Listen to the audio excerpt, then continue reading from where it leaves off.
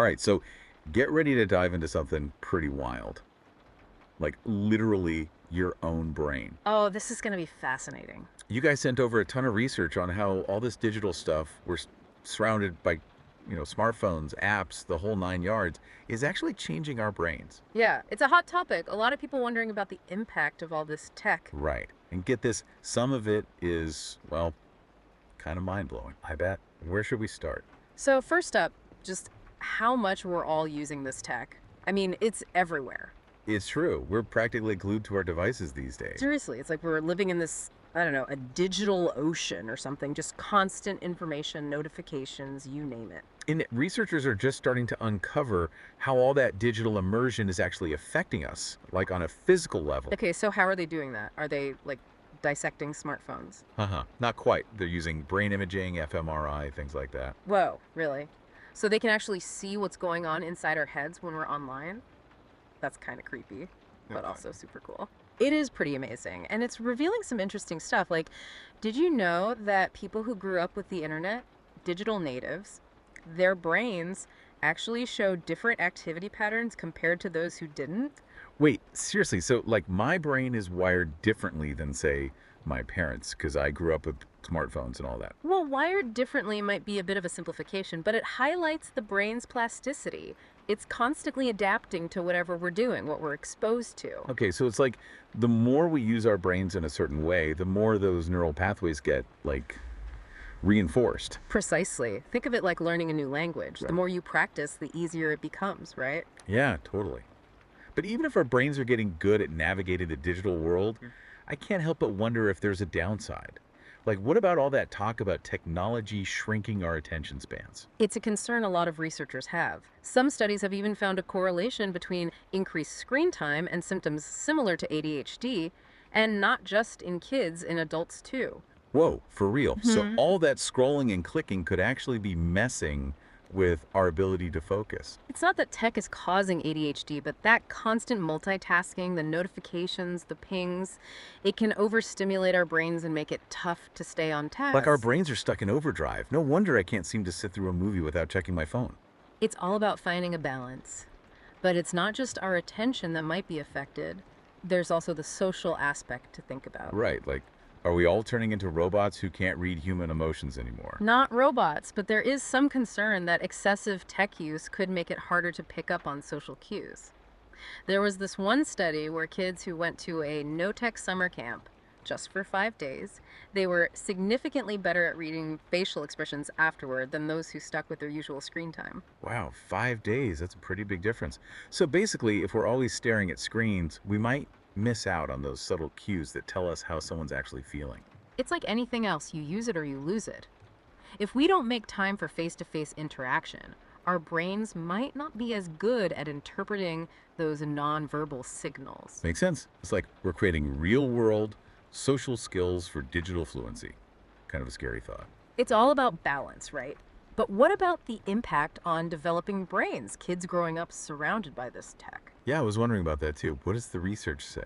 Well, there was this one study, right, where they found that kids who spent more time glued to screens compared to those who, spent more time reading, they actually showed less connectivity between certain brain regions. Whoa, okay, hold on. We're getting all brainy here. What does that even mean? Like, which parts of the brain are we talking about? So these were areas that are really important for language development, cognitive control, things like that, even literacy skills. So basically, are we saying that too much screen time, especially if it's taking the place of like reading a good old-fashioned book, could actually affect how kids' brains develop? That's one way to look at it. It's not that all screen time is bad, right? There are some great educational apps and shows out there, but like with most things in life, it's all about balance. Right, moderation is key. Just like you wouldn't want a kid to only eat candy, you don't want their brains to just be overloaded with digital stuff all the time. Makes sense? Exactly. Got to give those brains a varied diet, right? Totally. Okay, so we've talked a bit about the potential downsides, but you mentioned earlier that tech can actually be good for our brains too, right? Yeah. Please tell me there's some good news here. Of course. Remember how we were talking about the brain's plasticity? Well, that adaptability can work in our favor too. Okay, I'm listening. Think about brain training apps, for example. There's some promising research there. Wait, really? You mean those apps that are like, download me and become a genius? Some of those actually work. Well, some of them, maybe. The research is a bit mixed, to be honest, but some studies have shown that certain brain training programs can actually lead to improvements. Like, you can see it in things like memory, attention, even something called fluid intelligence. Hold on, fluid intelligence. Yeah. Sounds intense. What is that exactly? And why should I care if mine is uh, flowing? I like that flowing. But yeah, think of fluid intelligence like your brain's ability to think on its feet. It's about solving new problems, adapting to situations, that kind of stuff. Got it. So, like, if my brain were a computer, fluid intelligence would be the processing speed, right? Yeah. How fast can it handle new information? Perfect analogy. And some studies suggest that certain brain training exercises might actually help you boost that processing power. Okay, so maybe those late night Sudoku sessions are doing something for me after all. But you said the research is mixed. Yeah. How do we know which brain training apps are legit and which ones are just, smoke and mirrors? It's tricky. Like with anything else, you got to do your research.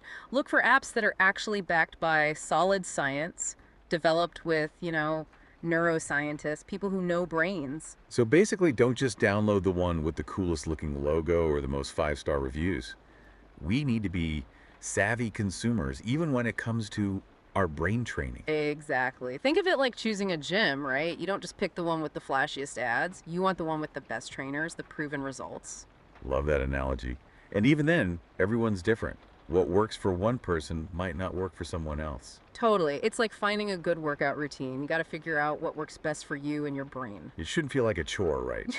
Brain training should be, dare I say, fun. Exactly. Who says learning can't be enjoyable? All right, so speaking of things that might not always spark joy, this next section of the research you sent over about technology addiction, that's a little, well, it's a little concerning. Yeah, it's a big topic these days, and Yeah. for good reason.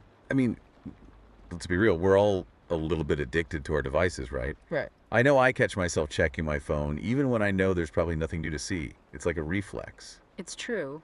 And tech is designed to be engaging, sometimes maybe a little too engaging. So how do we find that balance? How do we use technology Uh-huh. without letting it, use us? That's the million-dollar question, right? Honestly, there's no easy answer. But a good first step is just being aware of it. Right, like if we don't even realize how much we're using our phones or whatever, how can we expect to change our habits? Exactly. It's like with anything else you want to change, awareness is key. So we need to be more mindful, not just of how much time we're spending online, but how we're spending it. And how it's making us feel. If you constantly feel stressed or anxious after scrolling through social media, maybe it's time to reevaluate your relationship with it. Right. And maybe even like put down the phone once in a while and have an actual, conversation with a real life human being. Now you're talking. Those face-to-face interactions are so important, not just for our social skills, which we talked about, but for our mental well-being overall. So it's not just about how tech affects our brains on an individual level, but also how it shapes our connections with each other. Exactly. And that's a whole other layer of this research, the social implications of our digital lives. Right. Because technology can be super isolating too, right? Like Yeah. we can have thousands of friends online and still feel totally alone. It's the paradox of social media, right? It's supposed to connect us, but it can also make us feel more alone if we're not careful. It's like everyone's always posting their highlight reel, the perfect vacations, the picture perfect families. It's easy to start feeling like our own lives don't measure up. Exactly. And that kind of comparison can be really tough on our mental health. It's not just about how many connections we have, but the quality of those connections. 100%. Real meaningful connection, the kind that makes us feel seen and heard, that takes time and effort. It can't be replicated with a quick text or a like on Instagram. So it's not about ditching technology altogether. It's about finding that sweet spot where we're using it to enhance our lives, not to escape from them. Exactly. Leveraging the benefits without letting it take over. Finding that balance seems to be the key takeaway here. It really is. Being intentional about how we use technology and making sure it's serving us, not the other way around. And speaking of things that can serve us, I want to circle back to the potential benefits we were talking about earlier. Because technology isn't all bad, right? There are some pretty amazing ways it can be used for good. Absolutely. In fact, when it comes to learning, cognitive enhancement, even mental health support, technology has the potential to be a real game changer. Okay, now those are some benefits I can get behind. Tell me more. Okay, so we've covered the scary stuff, but let's talk about how tech can be a force for good. like actually beneficial for our brains. Right, right. Because it's not all doom and gloom, thankfully. You mentioned learning and cognitive enhancement. I'm all ears. Well, just think about the sheer volume of information we have at our fingertips now, thanks to the internet. It's mind blowing. We can learn practically anything from anywhere. I know, right? Gone are the days of dusty library card catalogs. But is that almost too easy?